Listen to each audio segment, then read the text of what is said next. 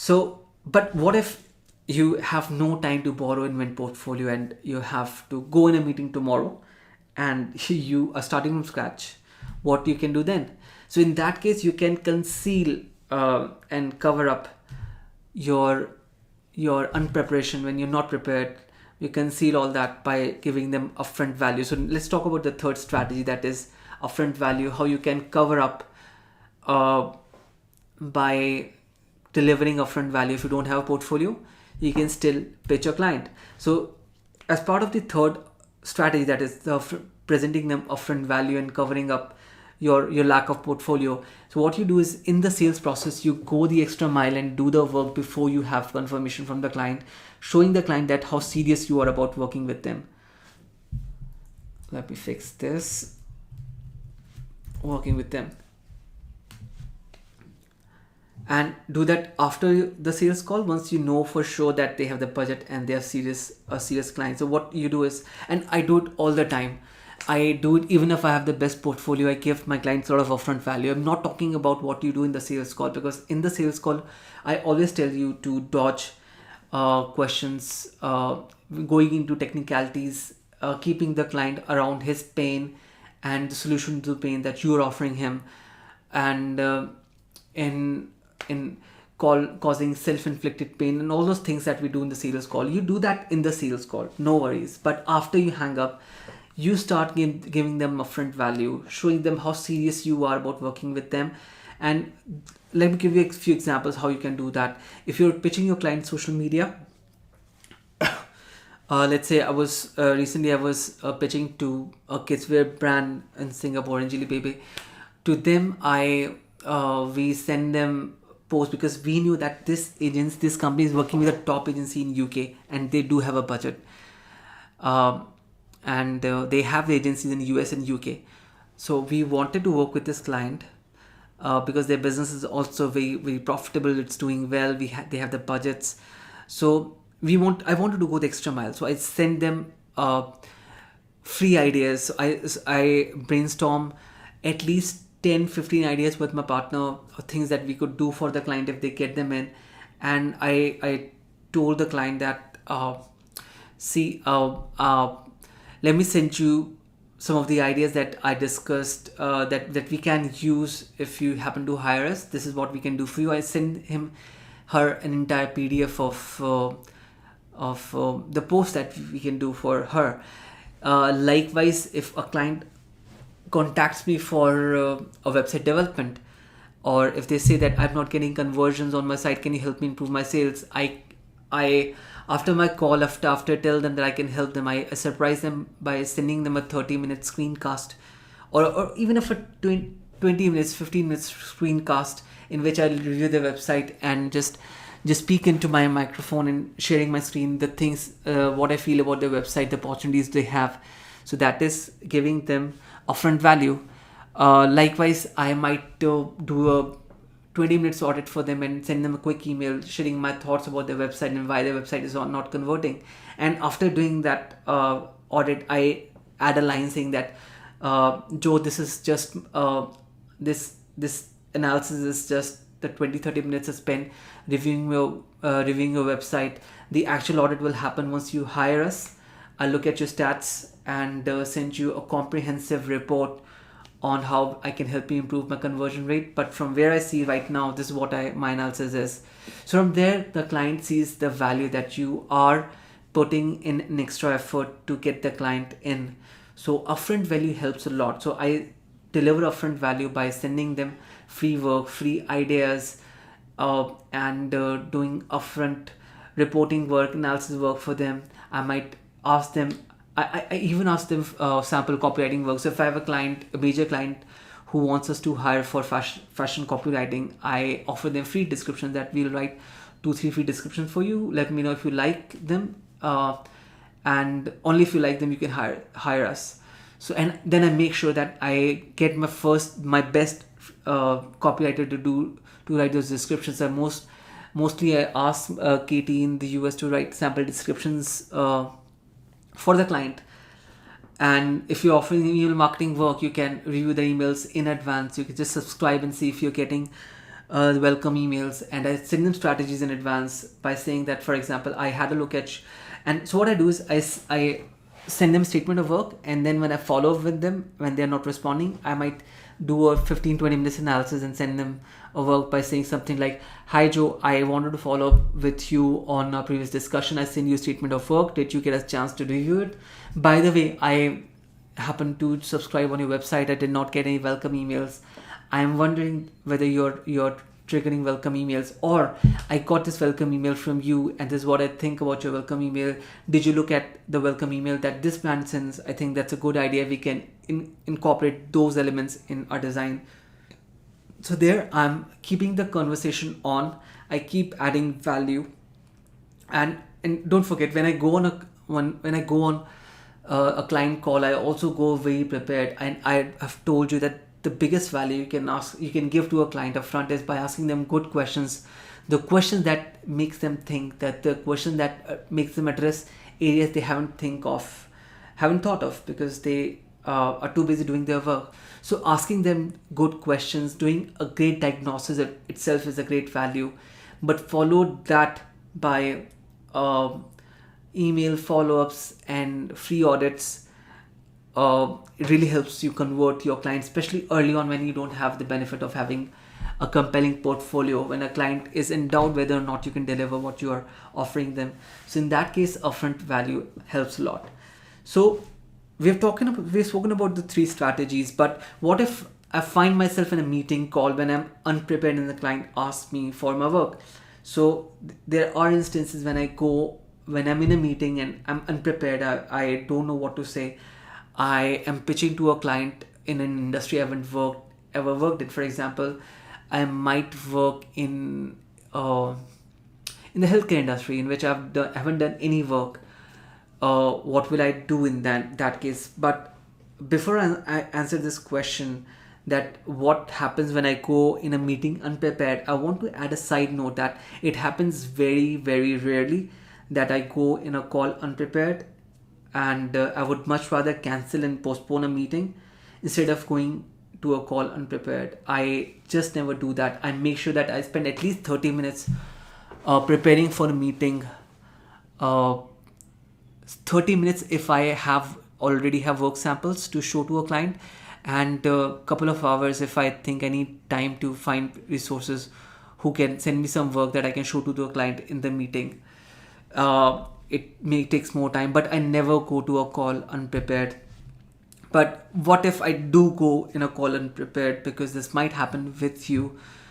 If I do that, I plan in advance what I will say to the client. So if I go to a client meeting unprepared, I'll make sure that I know that, because there is a good chance that client will ask me for my work. So I know how I'm going to address that. So again, so that's why I'm saying that even if I'm going to a call unprepared, I still prepare that what will I say if a client asks me for my work. So if I go to a call unprepared, this is what I tell to the client when I have no portfolio. So if the client says that, Pulkit, do you have any work samples that you have done in my industry? And if I don't have any work to show them, I might say something like, Joe, I'm not sure if we have done any food related work. For example, if the Joe is in the food industry, I'll say that, Joe, I'm not sure we have done any food related social media work, and to show you, but let me say that again. So Joe, I'm not sure if we have done any food related social media work to show you right now, but we have done a lot of work in fashion, which is also very visual and work on similar dynamics. Does it work for you if I can check with my team and email you more relevant work samples after a call or meeting? So if you notice, what I'm doing here is that I'm saying that, Joe, I'm being honest that we haven't done any work in your industry. So that's me being honest. You want to see food related work, we don't have it, but we have done a lot of work in fashion, because in fashion I have done a lot of work. I might have a lot of freelancers who have done work in fashion, and then I make the connection that this is how your industry and my industry are interlinked. So I tell them that both the industries, food and fashion, both are very visual, and they work on the same dynamics, very similar dynamics. Because food also sells based on the pictures. It's only as good as it seems in the picture. If you're selling food online, the same thing goes in fashion. And I try to make link up both the industries, and then I ask them that does it work for you if I check with my team and email our relevant work samples. Because what you're saying that I'm not sure. You're saying that we have done a lot of work, but I'm not sure we have done any relevant work in the food specific vertical. Not that I can think of right now. Maybe we haven't, but let me go back to my team and check and send you our work samples in a separate email. 8 out of 10 times the client will say, okay, you can do that. But what if they still say no, that they say that no, Pulkit, show me something right now. In that case, I would just say that, okay, Joe, the closest work I can think of right now is this. In that case, you just take a deep breath and just tell them the closest work that you can think of. So I might I'll tell them most compelling project work. For example, I might say that the closest work I can think of right now is it's in fashion actually. My most compelling case study, for example, is the 14,000 emails that we gathered in 2 weeks for a fashion label in Southeast Asia. So I'm going to go on and tell them my most compelling story. And if I did good job in diagnosing the client, I've asked them good questions, if I gave the client an impression that I understand the industry, the problem, needs and desires of the industry, and what they are looking for, if their only thing that's stopping them is the work sample, if I can show them a compelling work sample which is not in the industry, the chances are that the client will still give me benefit of doubt and they'll hire me, because it has happened with me all the time. Okay, so I would like to give you a power tip before I wrap up, because I think I've covered many ways how you can counter the no portfolio objection, how you can counter that. So a very important tip is this: while preparing for a call, which is I recommend all the time that you go on every call prepared. When you're preparing for a call, show the client work samples you don't own. For example, social media accounts or website designs or Facebook paid ads of brands out there that you haven't worked on, the case studies that you have read. In the meeting, in your emails, in your touch points, talk about industry, give them a lot of industry examples, even if they are not yours, even if you know that this work sample is by a company in Australia, you don't even know the founder of the company, but you still drop their example in while talking to a client. So, and don't pretend that you've done their work. Tell them very clearly that the example I can think of is let's say Beyond Meat, the snapshot of the website on the screen right now. Just tell them very clearly that we don't own this website, we haven't designed this website, but from where we see your business has to be, your website needs to be like this is how we would love to have your website like. And the reason I'm showing you this example, Beyond Meat example, because it's a very recent example. I was in a meeting pitching to a client, and they're in a business they're doing something very radically different. So they are producing graphene. So graphene they're seeing is a revolutionary material. It's as revolutionary as plastic. So when we went to the meeting, when I was doing my preparation, I was looking at the most disruptive technologies in 2018, and because they're claiming that what they're building is going to be the plastic of the future. Everything will be built in graphene, and they're claiming to be the world's first graphene manufacturers who are building graphene at an industrial level that it can be used in anything. So it's a big project. They have a funding of more than $100 million from a UK fund, from a UK investor. I've met the investors. I know that the project is huge. So when we went to the meeting, I showed them this example of Beyond Meat, because in 2018 I did my research. Beyond Meat is a startup based in the US, and it's funded by Leonardo DiCaprio, the actor, he's invested money in this technology, and what they're doing is that they're producing meat um, in a lab using plant protein. So it's a meat that looks and tastes exactly like meat, has no side effects, and it is going to replace the meats of the future. So this is a meat of the future. They call it the future of protein. It does not require you to kill an animal, and it tastes exactly like meat. So it's a revolutionary product that they're disrupting industries by producing this kind of meat. So I gave them this example that this is how we envision that we are going to approach your brand. This is how we want to communicate your brand, just like Beyond Meat, which has a lot of excitement. This is how we want the branding to be like. We're going to do videos for you. We are going to do this and that. And I made it very, very clear to all the founders that we haven't built this website. This just one of the brands we know of. Is very disruptive. It's as disruptive as your brand, your company, and we want to benchmark like this. But I was talking to and they happen to hire us. The project is in, and I was talking to one of the founders a few days ago, and the founder said that, Pulkit, you have built Beyond Meat. We want you to do something very similar for us.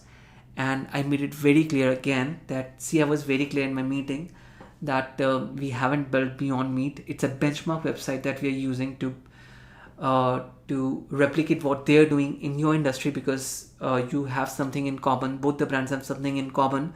So it's just a benchmark website. We haven't built it. But what I realized now, because I use Beyond Meat as a reference website, it really had an impression in their mind, and it was one of their deciding factors when they decide to give such a large project to us, in which we are building their multiple websites and we are doing their branding.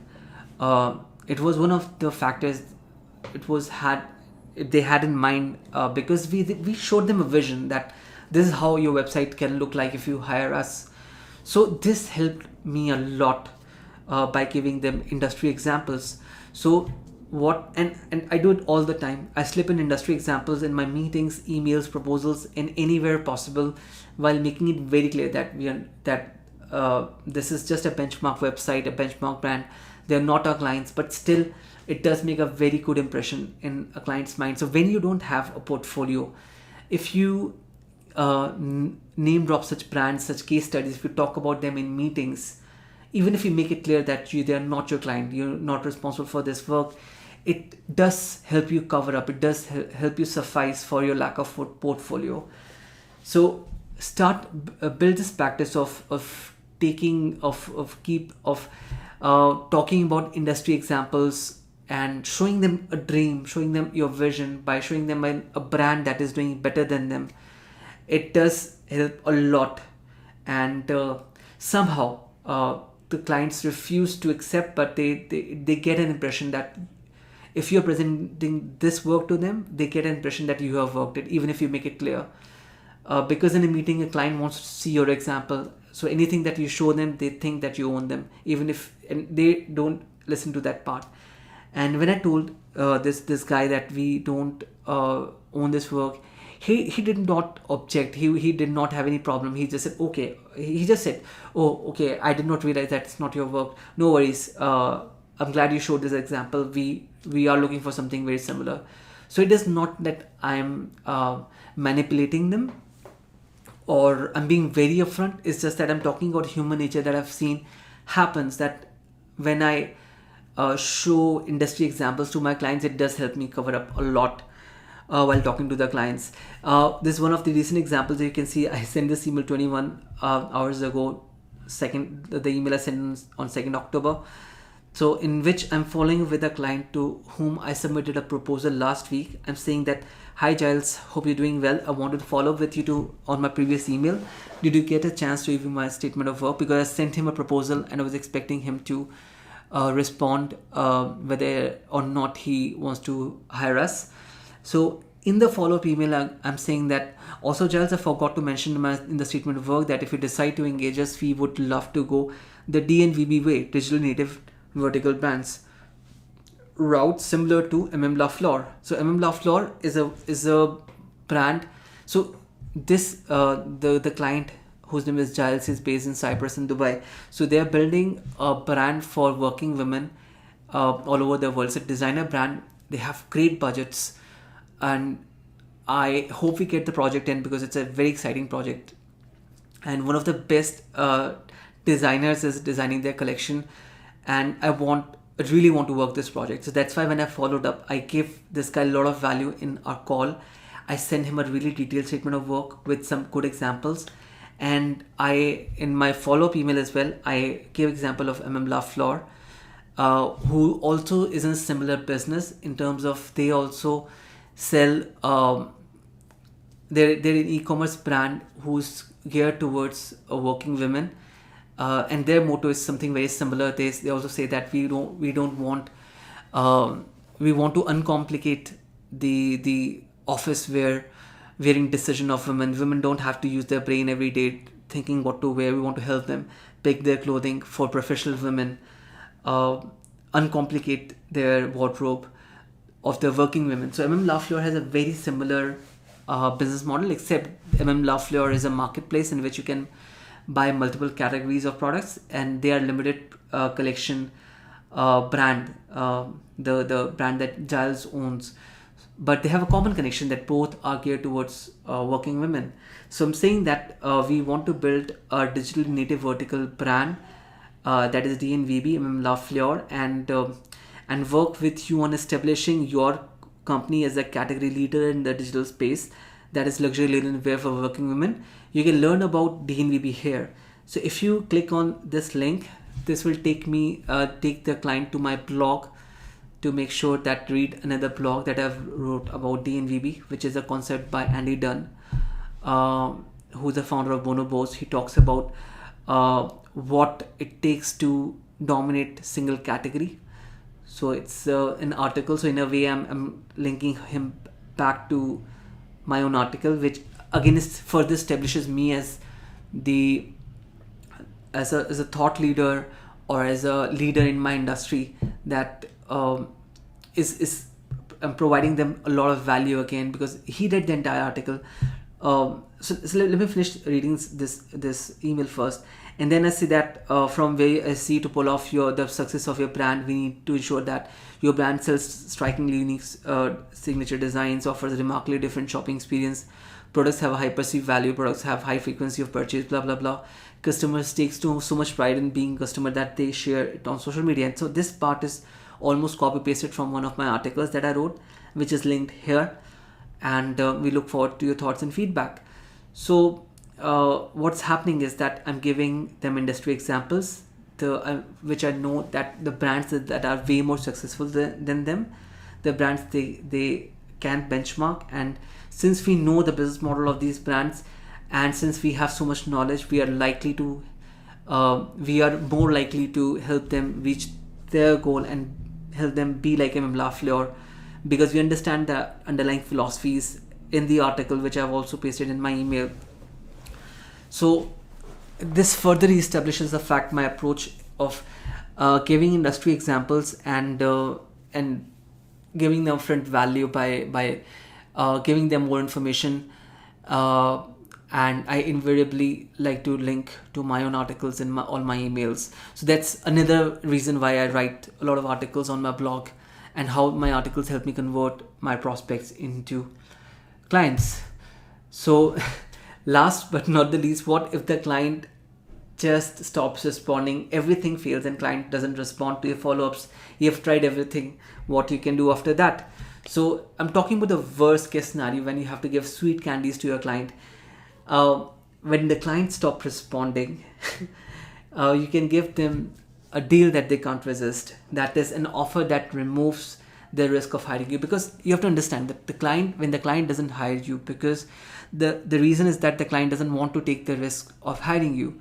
So what you have to do is you have to decrease the risk, and the risk is twofold. The risk is either that they're afraid of losing time because they hire a wrong consultant or wrong agency, This you can't address, or I'm not sure if you can address, but the biggest concern they have that they don't want to lose money.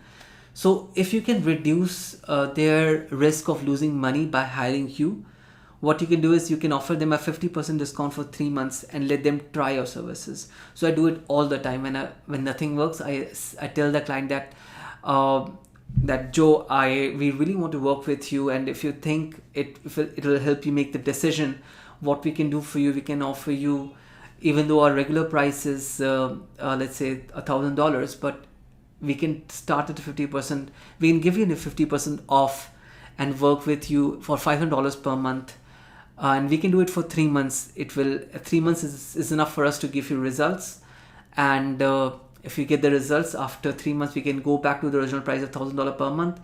But at least we want you to test our services because we are confident that we can give you results. So why don't you just try services at a 50% discount?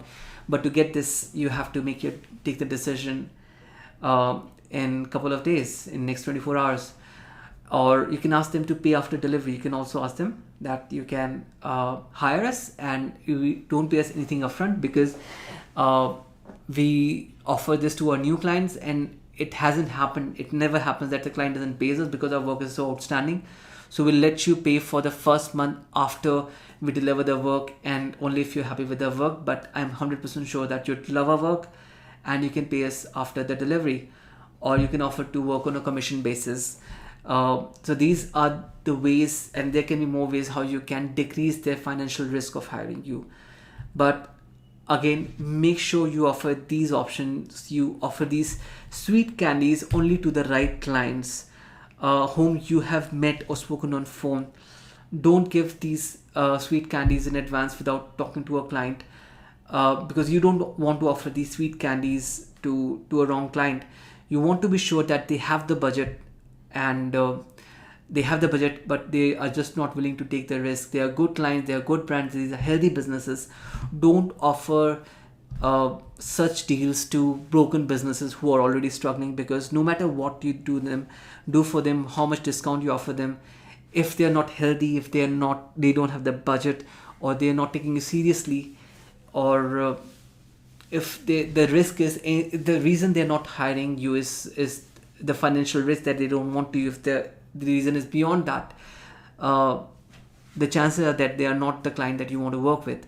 So don't offer sweet candies to client without talking to them until you're sure that these are that I really want to work with this client, and only use this strategy as the last ploy when you want to cover up for the fact that you don't have portfolio. And how about offering free services to a client? I would discourage you to do that. You can do it, but the problem is that the clients who will hire you for free, no good client would hire you for free and not pay you for work. Every client wants to make sure, because they have a reputation, and they know that they can't take advantage of you. And if they're a client who takes advantage of their vendors, they will not grow. So most good clients, they would never pay you for free. And if you offer them free work, the chances are that they won't take you seriously. And it will also devalue your service as soon as you call it free. So even if you want to give it for free to a client, just make sure that you don't call your work free. Okay, don't call it free. Just say that you can pay it later, or I'm giving you 50% discount for a limited period for 3 months. Put a condition there, but never call your work free. That's very important, because the moment you call it free, the client will stop taking you seriously and will take you for a ride. That's also a case, because many people who take free work, they're low on ethics. Such clients, they are pain in the ass to work with. And there's one condition for these strategies to work. So the 3 strategies that we have spoken about, if you want these strategies to work, just bear in mind that your borrowed, invented, or actual work needs to be compelling and outstanding. If you're borrowing work, if you're inventing work, whatever you're doing, the work needs to be outstanding and compelling. It, and by outstanding, I mean outstanding. It needs to be the best. And if you show borrowed work that is unimpressive, you're not confident of, it's not compelling, it won't help you. That's why I say try to work with the best people around. Try to, if you're borrowing a portfolio, make sure you contact the best people, because that attracts, your portfolio attracts equal the clients who can afford that portfolio. Okay, so don't present substandard work, or don't, if you're inventing portfolio, if you're writing a blog post, if you're creating a graphic piece of work, if you're creating an Instagram account that you want to use a portfolio, make sure that it is outstanding. Okay, the substandard work won't help you, won't get you anywhere. And only do it for qualified clients. No point for doing it for struggling and broken businesses, because doesn't matter how outstanding your work is if they can't afford your services. All the work that you put into borrowing portfolio or inventing portfolio will go to waste. And if you are wondering, should you borrow portfolio, invent portfolio, create upfront value, the answer would be do whatever it takes. And it also depends on what on how far you want to go for a client. If you think the client is awesome, and if I think the client is awesome and I want to work with that client, I just do whatever it takes. I borrow, I invent, I'll just go the distance to make sure I do everything in my control to convince the client to hire me. Okay, so with that, I would like to wrap up this video. It went longer than anticipated, but I think it's a very important portfolio. It has some really important sales lessons, because like I said, the feeling of not having a portfolio is very paralyzing. The moment you realize that you can borrow and invent a portfolio, and if you do it now, within a month you can have more work than you can imagine to show to a top client in your city or outside or internationally, and in pitch for some really big projects. It's easier than you think. And if you start doing it now, especially building a network part, building your freelancers, the people whose work you can use, if you do it for a few months, you'll surprise yourself in terms of how much work you can gather and how much more work you can attract based on the portfolio you borrow and invent. Okay, so don't let not having the portfolio be an excuse to stop you from pitching the clients. Okay, don't let the feeling paralyze you, and don't go on a call unprepared, because you know that you can go on a call prepared with work. Don't drop your shoulders if the client asks you for work. Okay, I have given you all the strategies you need, so better go on your next call and meetings prepared. Okay, so I'll see you in the next session. Bye bye.